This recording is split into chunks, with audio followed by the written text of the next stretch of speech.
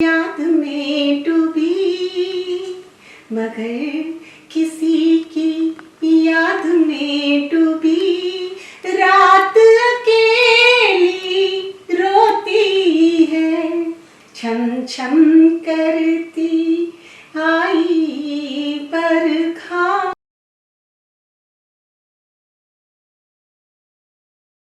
नमस्कार, आप सुन रहे हैं रेडियो V1 90.8 FM और आज हमारे साथ राजस्थान की ही क्यों कहें पूरे हिंदुस्तान की वो मायनाज फनकार, वो स्वर कोकिला जिसने अपनी आवाज़ से पूरे हिंदुस्तान में साहित्य और संस्कृति को एक नई पहचान दी है।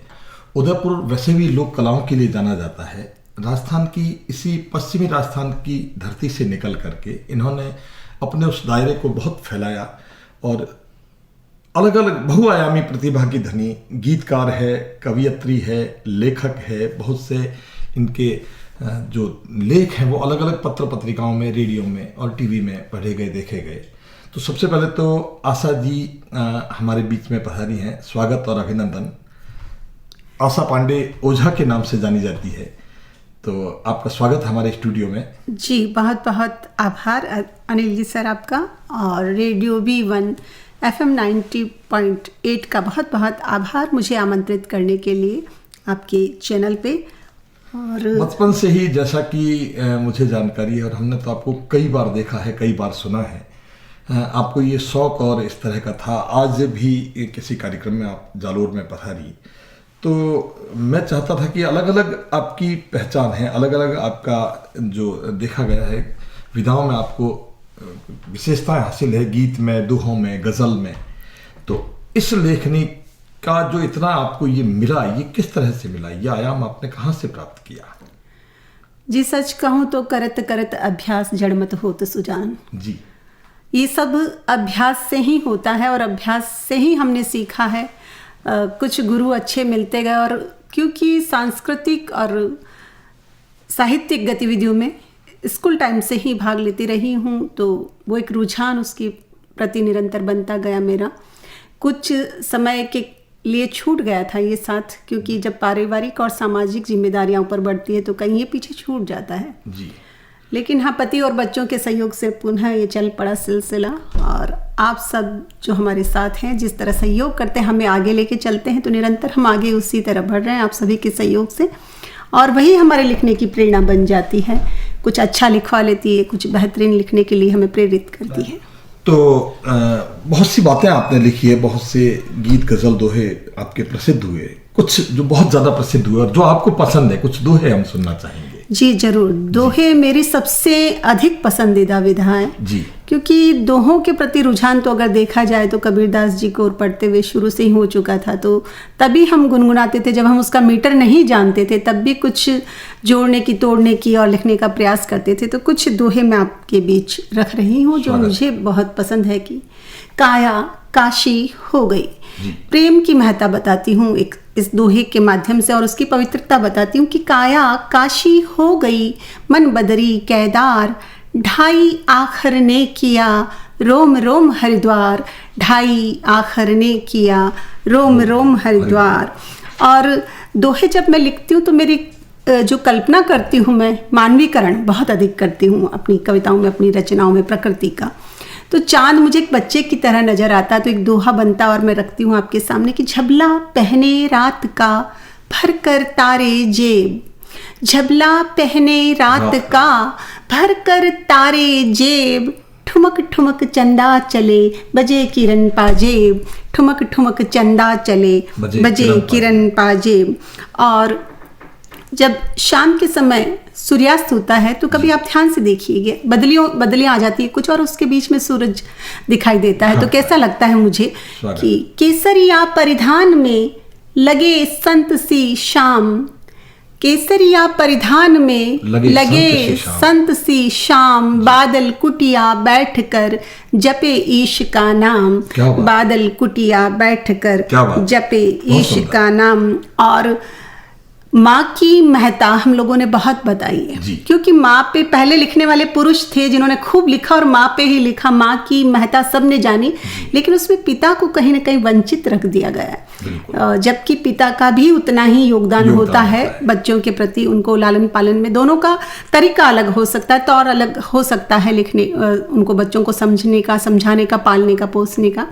तो दोहा बनता और देती हूँ कि माँ है पानी आँख का।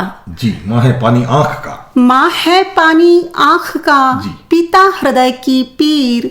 माँ का दुख है सामने, पिता छुपाए नीर। माँ का दुख है सामने, पिता छुपाए नीर। पिता के नीर कोई देख नहीं पाता है कि बहुत अंतर की बात लिखी, उसे बहुत कठोर, हृदय की वो बात कठोर होता नहीं है, उसको कठोर बन के रहना पड़ता है, उसको पर्वत की तरह रहना पड़ता है कि आसपास के पेड़ उसको सुरक्षित महसूस कर सके उसके सानिध्य में, इसलिए वो कठोर बन के रहता है, पिता कठोर नहीं होता है। और एक और दोहा कहती हूँ कि मन मीरा तन राधिका, सांसें संत कबीर।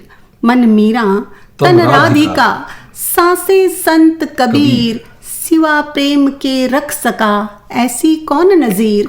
सिवा प्रेम के रख सका ऐसी कौन नजीर।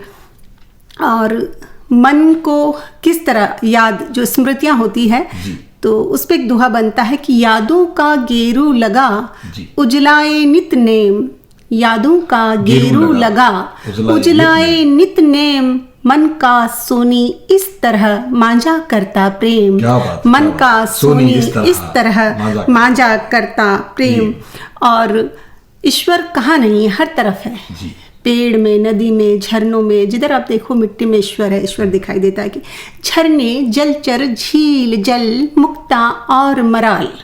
झरने, जलचर, झील, जल, मुक्ता और मराल। पंछी पर्वत पेड़ तू तेरे रूप कमाल।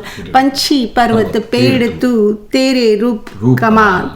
और बच्चे, मुझे निश्चित ही मैं मान के चलती हूँ कि आप अपने इस एफएम को बच्चे जरूर सुनते होंगे, युवा पीढ़ी जरूर सुनती होगी, तो उनको एक संबोधन देती हूँ और एक आह्वान करती हूँ, और पर्यावरण बचाने के लिए उनसे निवेदन करती हूँ कि पेड़ों को करते सुना आपस में यह बात। पेड़ों को करते सुना आपस में यह बात। हमें काट कर आदमी काटे खुद की जात। हमें काट कर आदमी काटे खुद की जात। और पेड़ आपस में और क्या बातें कर रहे थे वो भी मैंने सुनी कि आपस में बतिया रहे कटे हुए बड़ नीम। आपस में बतिया रहे कटे हुए बड़ नीम। पछताएंगे देखना राजू और सलीम। पछताएंगे देखना राजू और सलीम। और जब सांझ ढलती है तो धूप जब आती है तो कैसा लगता है कि माँ जैसा ममतामयी लगता इसका रूप। माँ जैसा ममतामयी लगता इसका रूप। नदिया पर्वत खेत जब चूमा करती धूप। नदिया पर्वत खेत जब चूमा करती धूप। तो ये तो दोहे बहुत लिखे मैंने, 750 दोहे लिखे। सुंदर कुछ आपने ये बात बताई। आपकी पसंद की कोई रचना इस में आप हमें जो सुनाना चाहे, हमारे दर्शकों को जो बताना चाहे, श्रोताओं को जो सुनाना चाहे? जी जरूर जी। और मैं खुद को कवयित्री कम मानती हूँ क्योंकि मैं गद्य पद्य दोनों लिखती हूँ और समांतर रूप से लिखती हूँ। मंचों से थोड़ी दूरी बना के भी रहती हूँ क्योंकि परमात्मा ने आपको सुंदर बनाया, आप अभिनेत्री भी मान सकती हैं अपने आप को। मैं मंचों से थोड़ा सा दूर रहती हूँ तो इसलिए खुद को लेखिका ही ज्यादा मानती हूँ। जी। तो लेकिन बहुत से आयाम तो हैं आपके निश्चित रूप से कि लेखन में हर विधा में बचपन में जानने वाली हैं और आप अच्छी नृत्यांगना हैं, आप लेखक हैं, कवि हैं, तो बहुआयामी तो हुई। हाँ, आर्ट एंड क्राफ्ट की तो बहुत ज्यादा रुचि है और किया, खूब काम किया आर्ट क्राफ्ट में भी मैंने। तो एक छंद मुक्त छंद, यानी कि छंद होते हैं वो कुछ मीटर में चलते हैं जी। लेकिन एक मैंने छंद मुक्त छंद कहा था 2002 में जी। तो वो कुछ याद आता। और मेरी अधिकांश रचनाएं आप देखेंगे प्रकृति पे लिखी हुई होती है। प्रकृति में मुझे पता नहीं, साक्षात ईश्वर दिखता है, उसी में बच्चे दिखते हैं, उसी में माता पिता दिखता है, सब प्रकृति में सारे रूप मुझे दिखाई देते हैं। जी।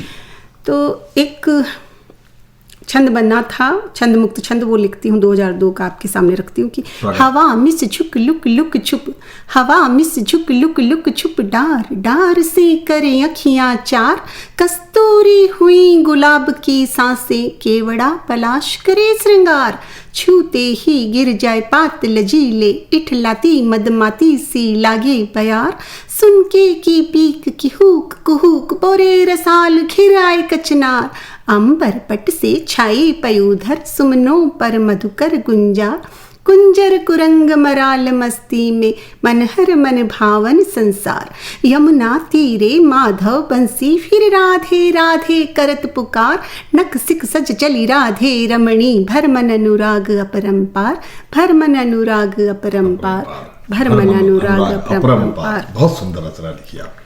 तो ये प्रकृति को आपस में बातें करते हुए, मान मनुहार करते हुए, नाचते हुए, एक दूसरे को छेड़ते हुए जब देखा मैंने बहुत करीब से, तो और यही कारण है शायद कि मैंने मारवाड़ की जाई जन्मी, तो उदयपुर जाके बस जाती हूँ, शायद वहाँ के प्राकृतिक सौंदर्य ने मुझे बांध लिया, इसलिए जी। लेकिन मारवाड़ तो आपके हृदय में तो बसता ही होगा कहीं ना कहीं।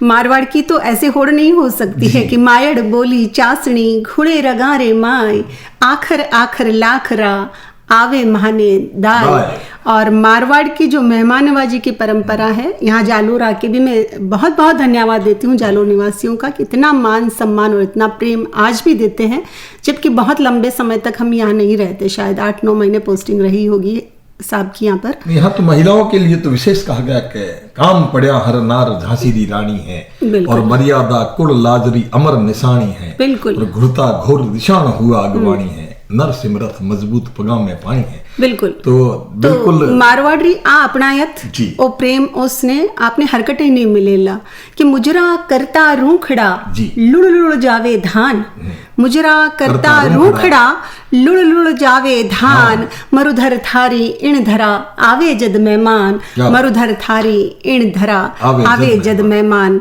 तो ओ स्नेह ओ प्रेम आ अपनायत आपने हरकटे नहीं मिलेला, तो मारवाड़ इन वास्ते हृदय में तो बस जोड़ो रही। और बात है कि मैंने लेखन पसंद है, प्रकृति माते पसंद है, तो उदयपुर में बस गया, लेकिन मारवाड़ छूटियो नहीं है और छूटेला भी नहीं, न छूटियो है। तो एक और प्रकृति माते गीत, स्वागत 2 बंद पढ़ूं, लंबू गीत है। छम छम करती आई बरखा, बूंद बूंद जो मोती है, छम छम करती आई बरखा, बूंद बूंद जो मोती है, हवा बुहारी लेकर आई, बरखा आंगन धोती है। जब बारिश आती है तो सूरज को पता नहीं क्या हो जाता है, गोत मारने लगता है जी। बंद देती हूँ। गोत मारने लगा है सूरज, या उसकी भी छुट्टी है, बरखा से मिलने नहीं आता, हो गई शायद कुट्टी है, ओढ़ चदरिया बादल वाली, ओढ़ चदरिया बादल वाली, धूप भी कितना सोती है, छम छम करती आई बरखा, बूंद बूंद जो मोती है। बारिश के आने से और क्या क्या होता है आप देखिए, कहाँ कहाँ एक जीवन पसर जाता है चारों ओर जी। कंठ नदी के प्यासे थे जो, पावस पी कर तृप्त हुए, चौखट पर जो नदियाँ देखी, सागर भी अलमस्त हुए, मगर किसी की याद में डूबी, मगर किसी की याद में डूबी, रात अकेली रोती है, छम छम करती आई बरखा, मेवाड़ में गई हूँ जी तो ऐसा नहीं कि मारवाड़ को भूली हूँ। जी पेड़ भी सबसे पहले यहीं के पकड़े, अगला बंद देती हूँ। नीम खेजड़ी टेसू पीपल शाखे सब गदराई, डाल डाल पर फिरे मोरनी पगली सिया को लाई है।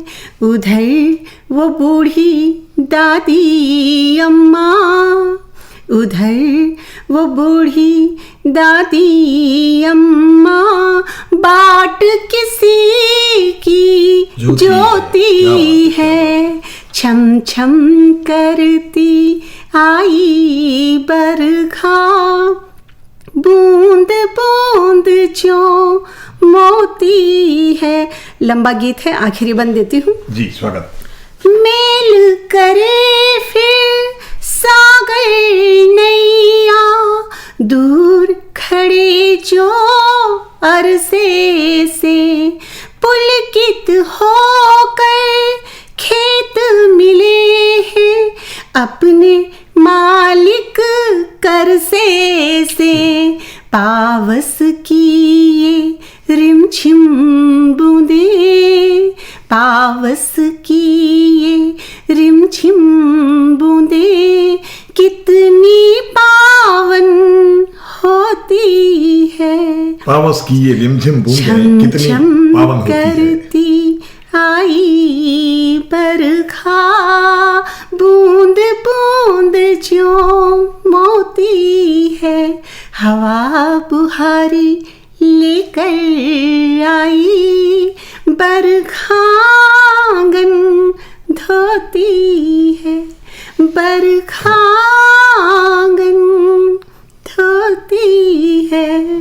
पश्चिमी राजस्थान की सूखी धरती पर वो कहते हैं कि मैं बेकल जर्रा सहरा का, तू रहमत का दरिया साइया। यहाँ आकर के आपने जो हमको सराबोर किया, इतनी सुमधुर स्वर लहरियों में हमारे इस स्टूडियो में पधार कर हमारे दर्शकों को, हमारे श्रोताओं को आपने भाव विभोर किया। आशा पांडे ओझा हमारे बीच में, आप सुन रहे हैं रेडियो वीवन 90.8 FM और इसी तरह से जुड़े रहिए हमारे से। बहुत बहुत आभार मुझे जोड़ने के लिए, स्नेह के लिए, आमंत्रण के लिए धन्यवाद।